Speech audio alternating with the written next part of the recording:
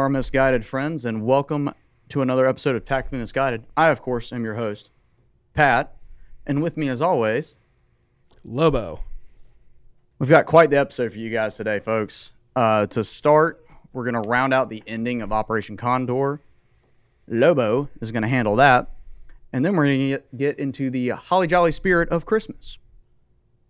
But first, a word from our sponsors. Savage Tacticians is a lifestyle apparel company that is 100% veteran owned and operated to the last detail. They have everything from gym shorts, jeans, tack pants to kick-ass designs for swim trunks that go matching with their Hawaiian shirts. But most notably for sure are their graphic tees. If you want some really well-fitting attire that looks badass as hell 100% of the time, then head over to savtac.com and check them out. Be sure to use our promo code TM10 to get 10% off your order and show some love to us as well as our friends over at Savage Tacticians.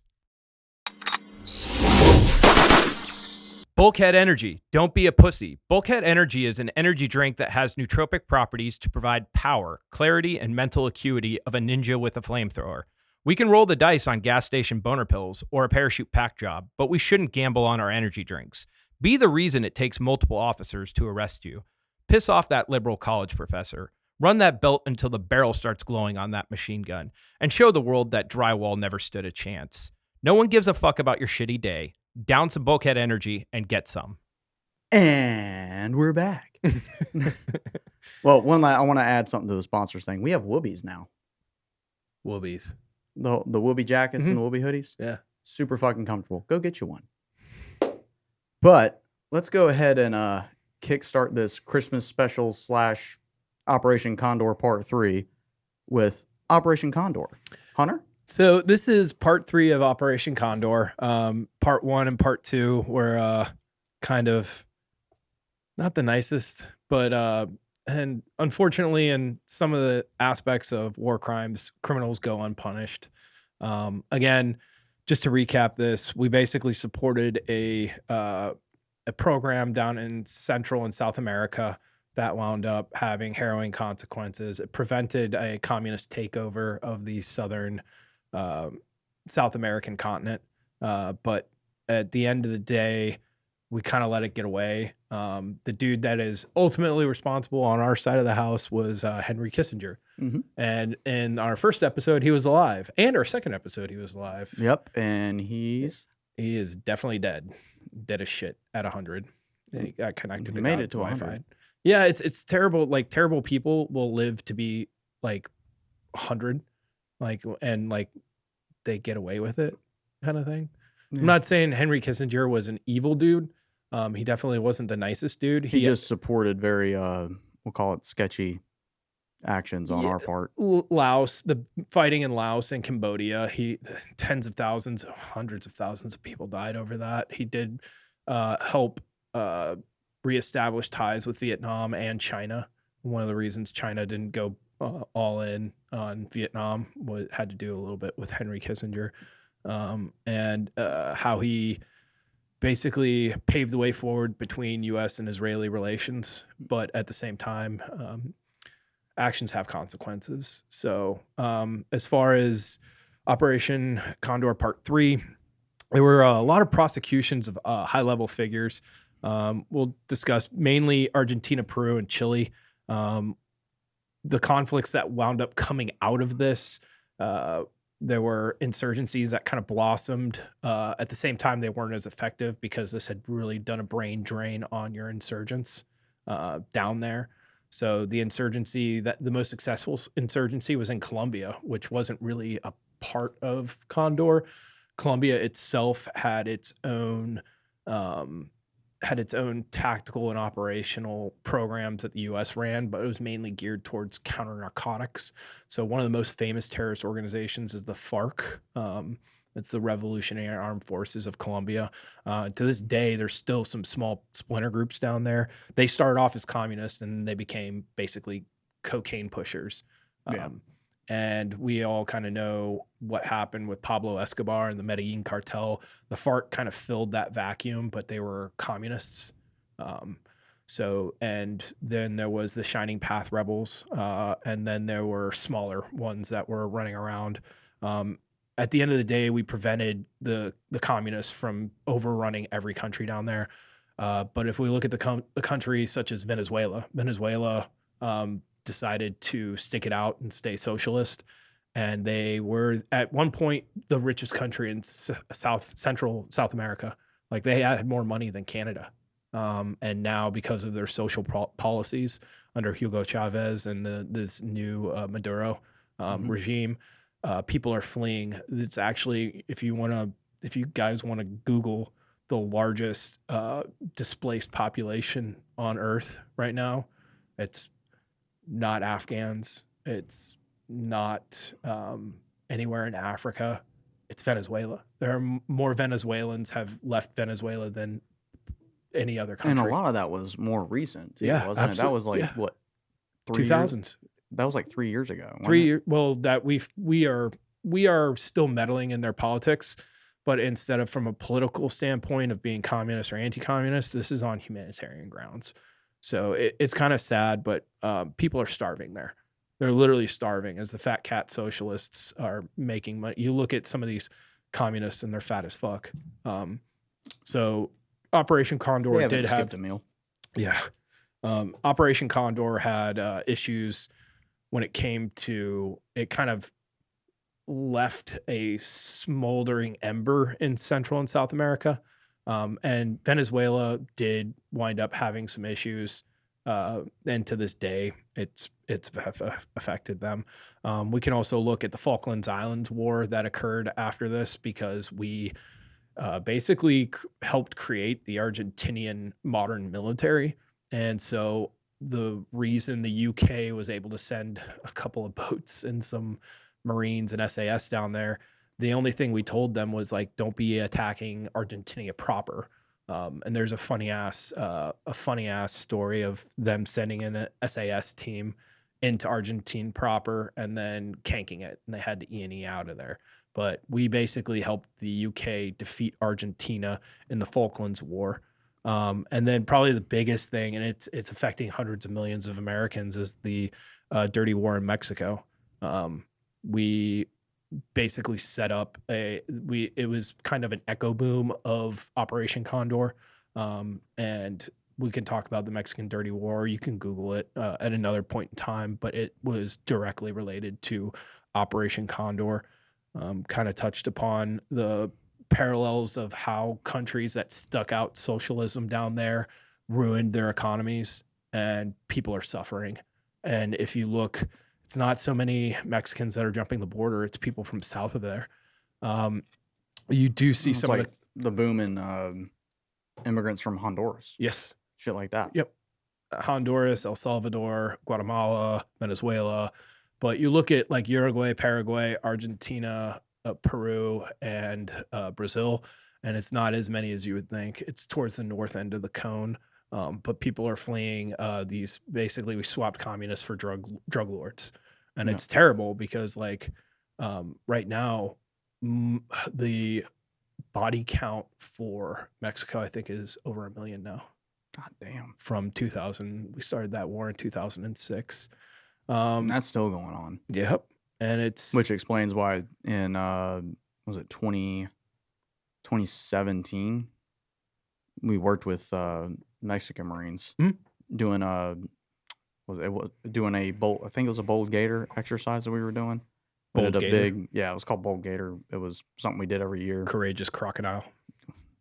We were the gators, man. We were the gators. No, man. It was a big. Oh, it was a big bold joint. Alligator. Yeah, yeah. They kept those motherfuckers would reserve. Sorry, those very intelligent individuals would reserve drop zones ahead of time and not use them, forcing us to go out to like Laurenburg to jump. Dude, plans change all the time. Oh, they just reserve everything, and then they're like kind of like rich people with parking. They're just like, yeah, I just won't use it.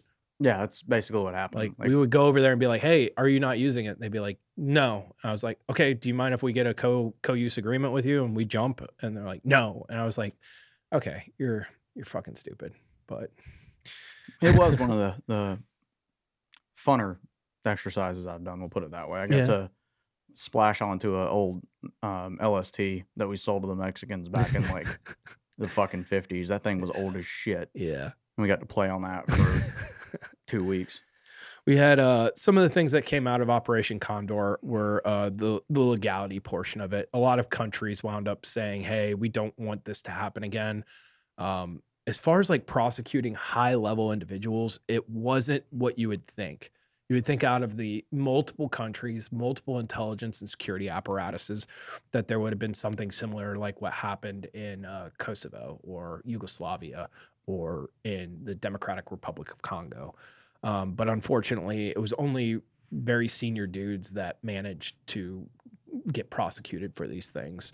And some of them were prosecuted and then nothing ever came of it. In Italy, this is kind of weird because Italy was helping us. I talked about Operation Gladio and how they're basically cousins. One was for South America, one was for Europe. The Italians wound up charging Brazilian military and intelligence guys for the problem was this is Brazil. They made Argentinian and Italians disappear in Brazil. Yeah. So it's a little confusing because we were talked about in the previous episode that you would, if you fled from one country to another, the intelligence apparatuses basically would have jurisdiction to cross borders, or have that host country get rid of them or disappear them.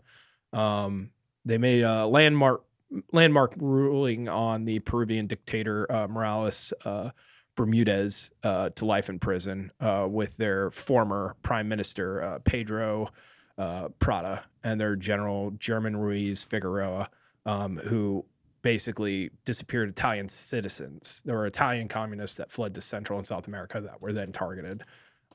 Argentina had their own when it came to going after these guys. The trials kind of were in the early 2000s. Mm-hmm. A lot of people didn't really pay attention to them. They ran from the 90s into the early 2000s. Yeah. Like they've been going for over a decade. Now they charged the people in Argentina that were at the intelligence apparatuses for genocide and crimes against humanity. Again, what they did to the vast population was not okay. It was pretty bad. At the same time, you prevented a genocide of itself with communists. Because we can recap what happened in China, what happened in Russia, the Holodomor in Ukraine, where millions were starved to death, like cannibalism happened. It's a terrible thing, but we talk about it. If I had the opportunity at the end of the Weimar Republic to kill a couple thousand Nazis to prevent World War II, to prevent the Holocaust, to prevent genocide that occurred, would I do it? And I think most people with like a rational front lobe would say yes. Exactly. Again, this is all hypothetical. So am I saying that we did something right in Operation Condor? Absolutely not. The negatives definitely outweigh the positives.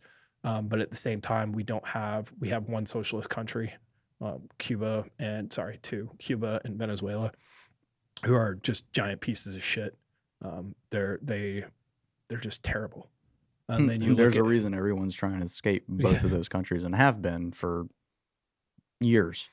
Former military officers from Argentina and Uruguay went on trial in 2013. The cross-border conspiracy of dictatorships in the 70s and 80s to eradicate subversion. You remember during our sound mic test, mm-hmm. I said in Spanish, basically exterminating the rats was one of the programs that they basically were talking about, because that's one of the things that a lot of intelligence or psyops will do, is to dehumanize a person before you take action on them. The same thing we did to the Germans. We called them Huns. The same things the Germans did to the Jews. They basically called them parasites and stuff. It's a very common thing in psychology to dehumanize the goddamn Mongolians. Break down my shitty wall. And so between all of those, they had leftists in Europe that definitely made a big stink about this. Albeit they won't go after like Mao and Stalin or Hoxha in Albania. They won't go after the Derg in Ethiopia. They'll go after very American-centric actions down there. So it's kind of it's kind of sad because like bad things happened, but people will still politically look at different things and try and pump stuff up worse than what it is. Again, this was a very terrible thing that happened in American history. Let me get back to where I was at. I apologize. Now we can look at the new Argentinian president. You seen that guy? Mm-mm. Oh my God. Okay. So I gotta Google his name, but he is a libertarian, anarchist capitalist. Like he is anti-woke, anti-socialist, anti-communist. And it's hilarious. We should just do a segment on him on one of these days. When did he come in? Last month. He Okay, I goes, think I heard. Yeah, I heard just, something about that. he's on live television and he's like, I'm not going to be working with this shit eating leftists. And this reporter's like, why do you call them shit eating leftists? And he goes, because they're shit eating leftists. There's a famous thing where he's walking down and there's different sections of the government. There's like one, it's all woke bullshit. And he's grabbing each slide and he's like, for gender and diversity, afuera, which means out. And he's like grabbing all these things and throwing them. It would be like if Trump came in and said, or any president came in and said, ATF, afuera, afuera, shit like that. It's somebody needs to do that. And he's doing it. And he's also he's devaluing the peso. He's going to be switching to crypto and the US dollar. So that benefits us at the same time.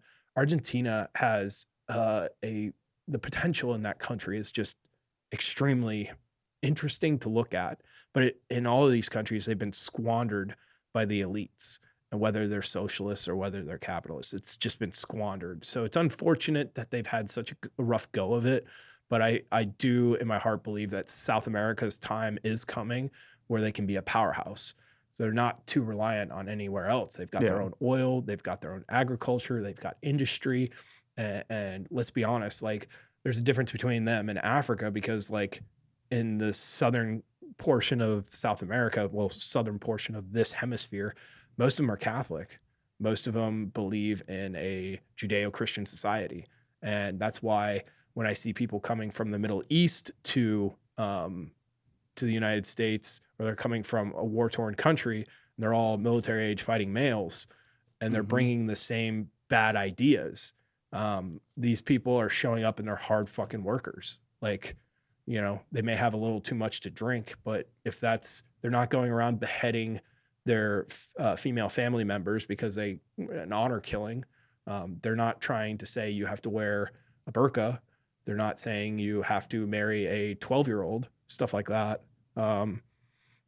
Anyways, we swapped cartels for communists when this entire thing happened.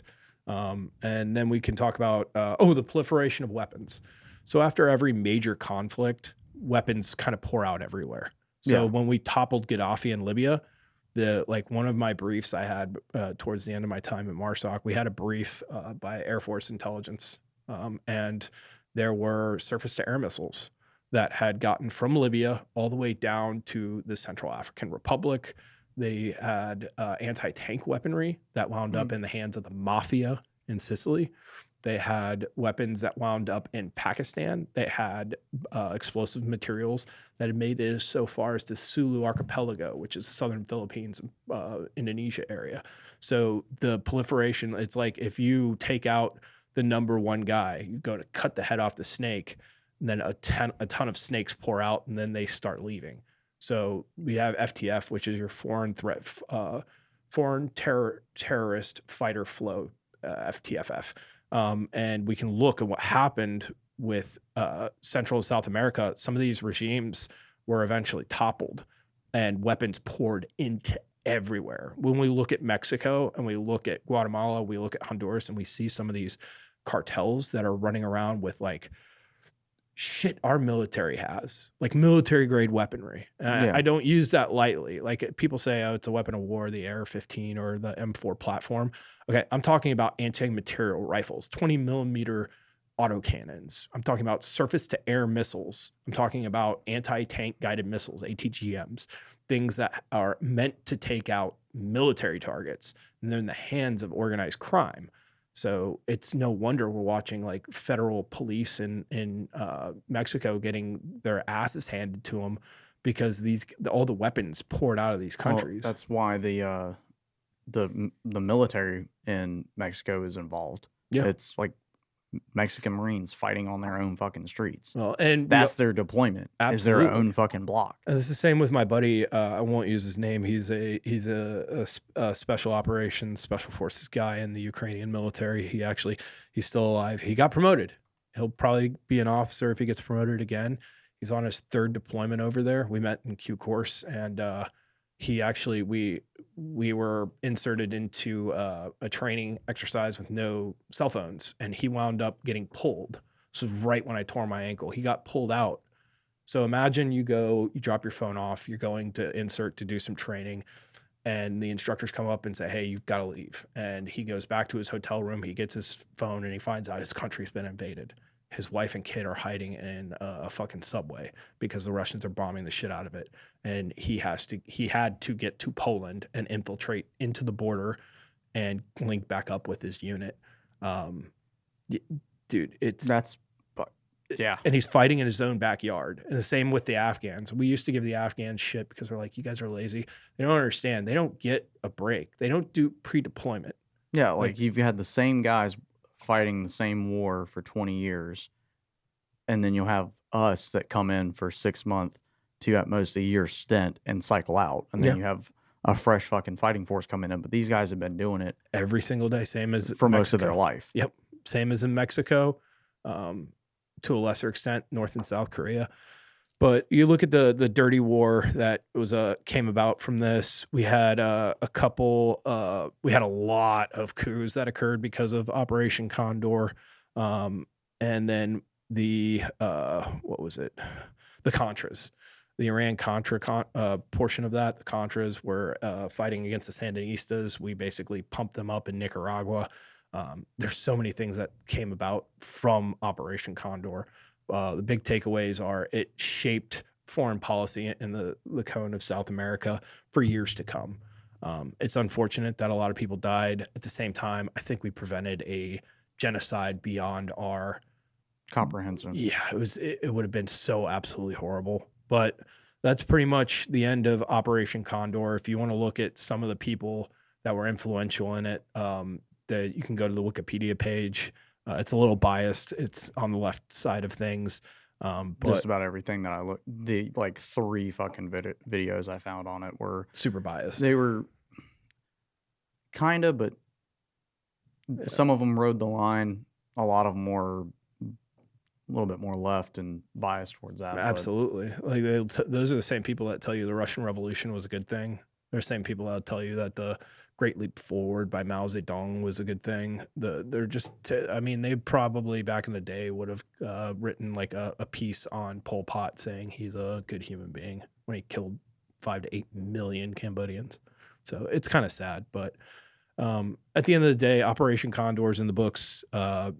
Definitely look into some of the stuff we were doing down there and understand how American foreign policy, like we can't just give people weapons and training and then let them morph into whatever they decide to become, because the people we were training in the 70s and 80s wound up flying fucking planes into our World Trade Centers.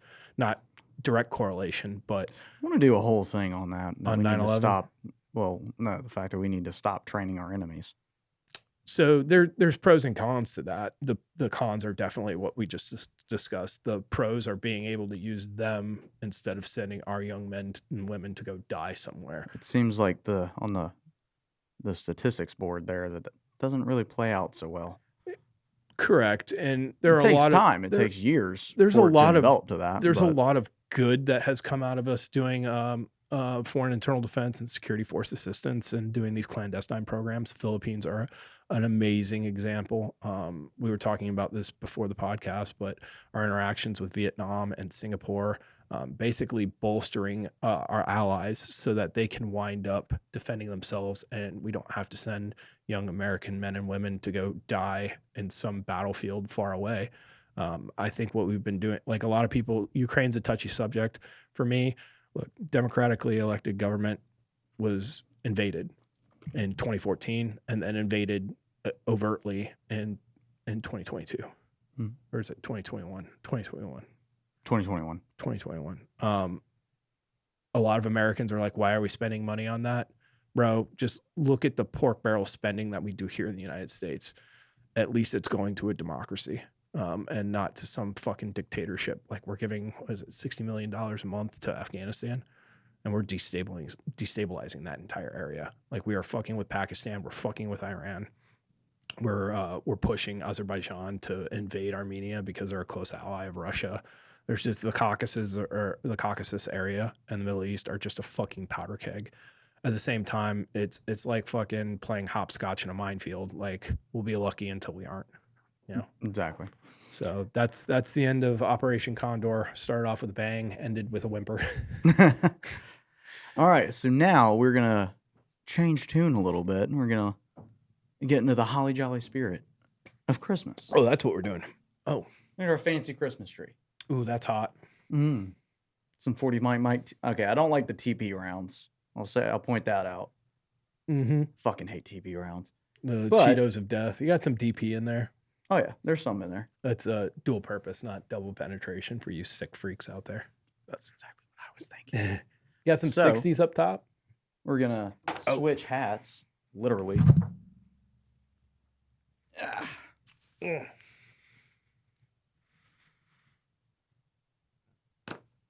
Santa hats are back on again. Hell yeah. All right, so 'tis the season for overpriced Christmas decorations, end of the year sales events for that tactical Toyota Tacoma, aggressive welfare riding mothers in Walmart, or even the little tots outside of every store in America jingling their bells for donations. What a time to be alive. But of course, we aren't here for that. We're here to cover a few flesh-tearing, gut-wrenching, heartwarming Christmas tales from faraway lands where we decided to connect evil to God's Wi-Fi. I stole that from you. As well as round out this cheerful season special with notable mention of a few of our favorite episodes through this year. So we're going to do a little short recap at the end of this. With that, kick the first one. We're only doing 2 battles for this, so you kick the first battle. On the first day of Christmas, my true love gave to me the first Battle of Fort Fisher in 1864, which, if anybody doesn't know, A1 states steak sauce. Mm-hmm. Look up the date it was made. Somebody in the middle of the Civil War was like, we need steak sauce. It was like 1862 or 63. We need to do something on that because that dude's a genius. Yeah, absolutely. They should name a base after him. Near and dear Just for the liberals to take away from us. We can rename it Camp Barefoot, Barfoot, Camp Liberty. Yeah, jeez. In parentheses, whatever it was named before. Near and dear to our hearts here in Wilmington, North Carolina, is a testament to history and time. It's a nasty period from the Civil War that divided our homeland. Though Fort Fisher didn't see much action during its day, I thought we'd make an honorable mention about the first battle being on Christmas Day. Being that it was the last port of the Atlantic Ocean held by the South, RIP, PP. PP. Fuck those dudes. The Union decided to take it for its strategic importance.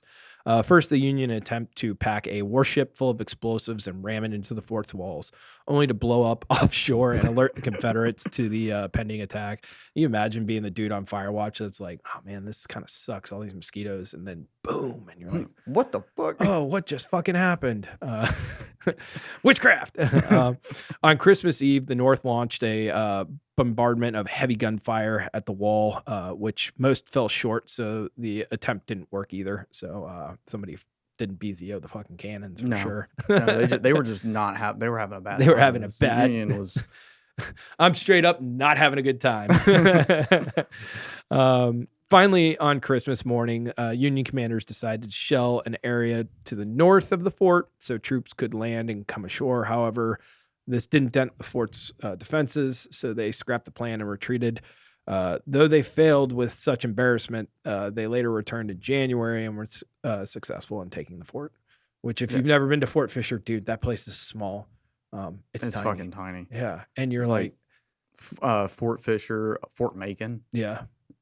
I did a little tour of that a couple Yeah. years ago. They're small as shit. And it's almost impossible to land on. It's like those cattail like swamp, but it's up against the river. And I could only imagine some dude that's like 16, can't read and write, just blasting a cannon into the air, saying like, "All right, seems like it'll go." Kentucky windage. But yeah, isn't it every Navy decides to just like pack a boat full of explosives and do like a fucking juggernaut? Like, Fucking kamikaze. yeah, Fuck it. pretty much. That's And crazy. his fuse was short.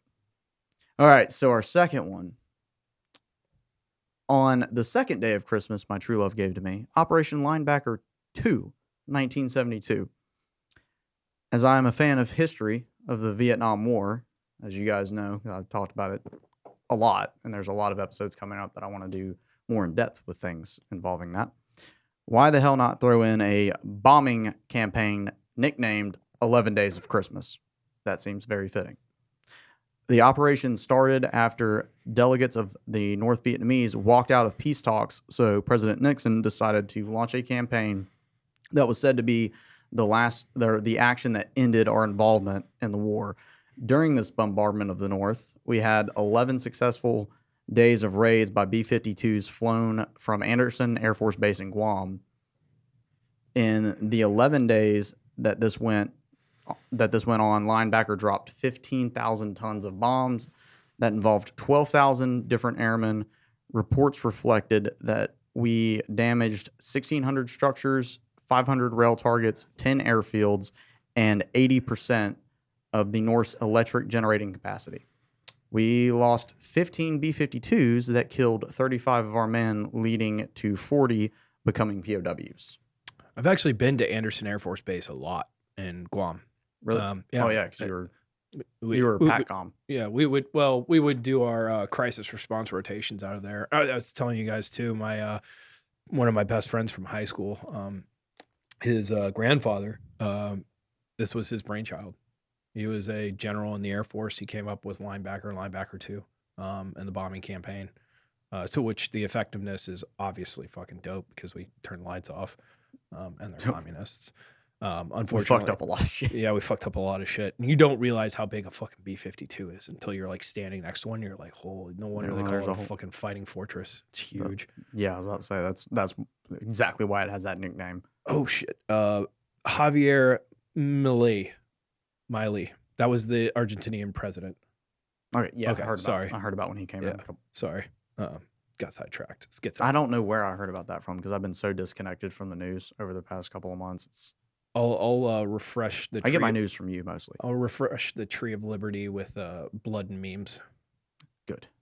I'm here for it. All right, so those are our two Christmas battles for this special. I know that last year we had a lot more of an extensive Christmas special when it came to that.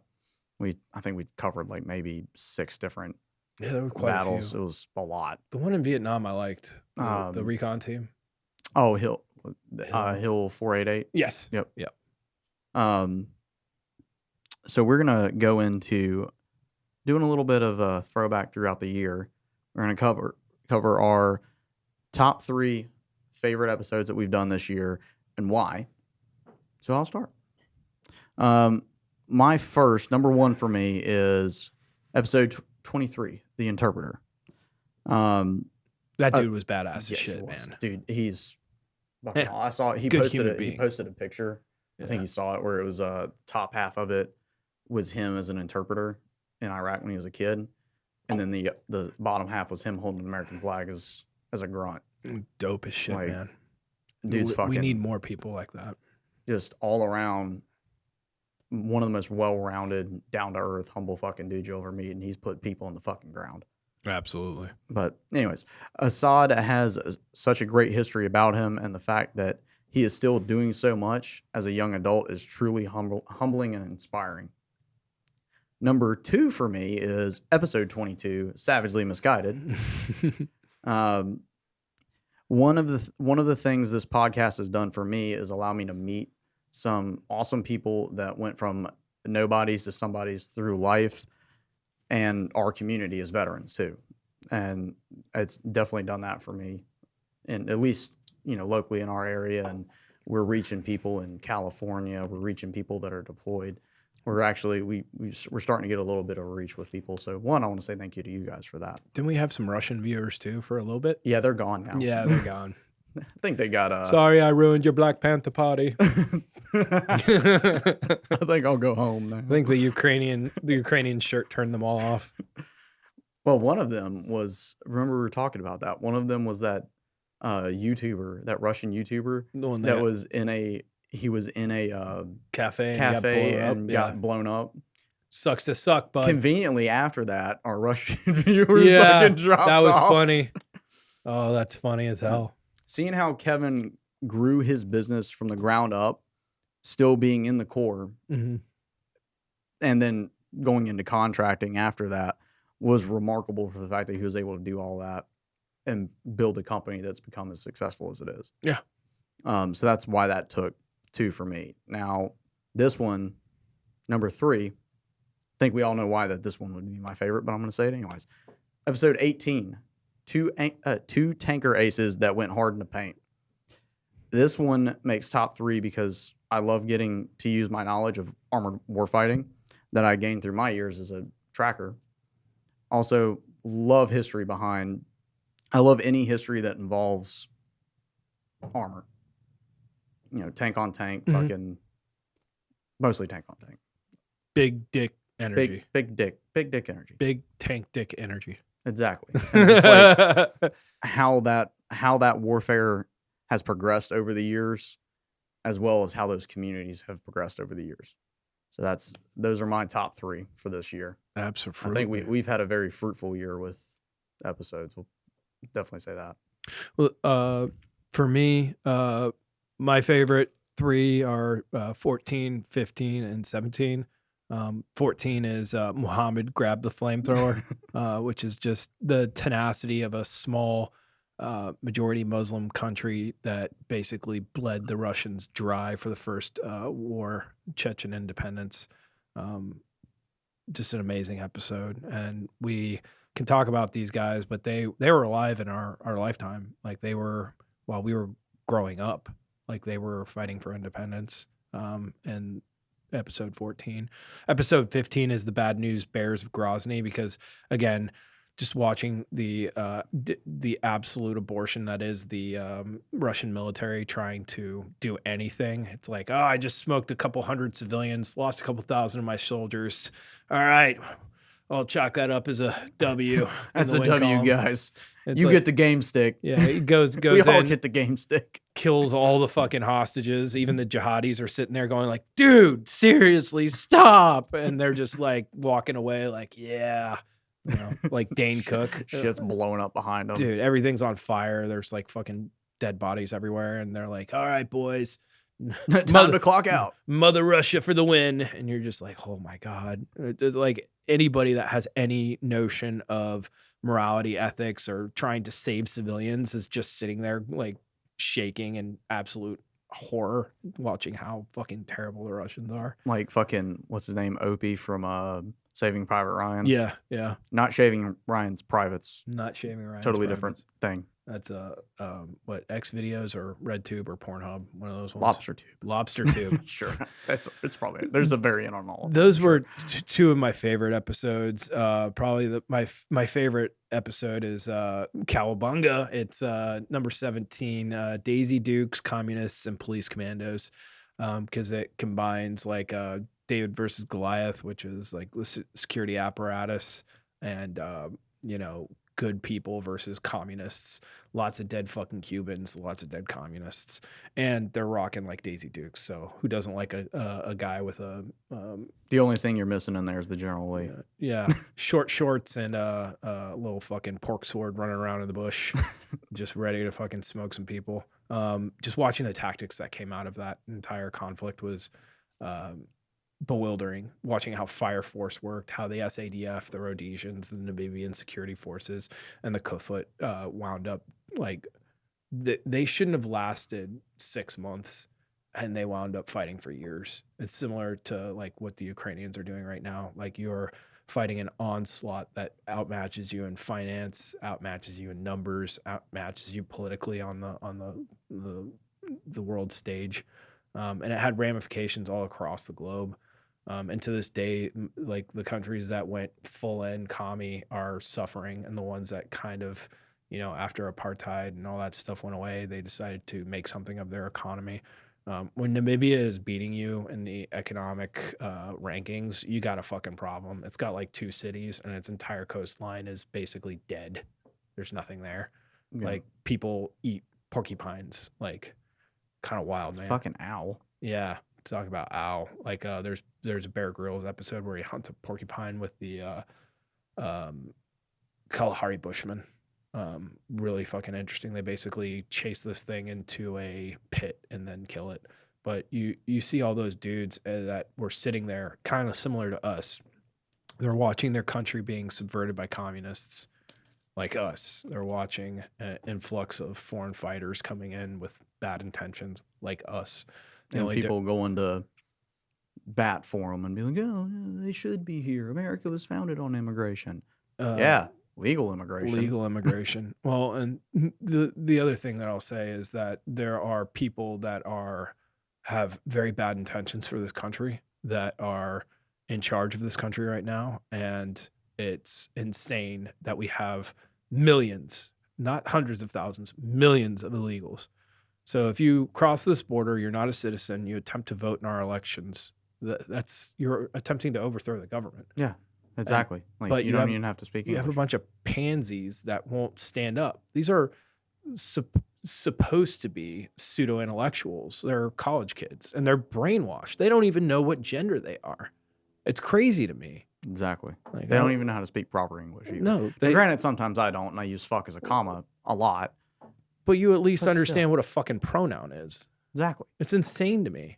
Like, do whatever you want to do. Like, fishnet stockings and 6-inch heels. I dress up for Halloween too. But I would say that they do, English 1 and 2 in college, but that, as I experienced, turned into more of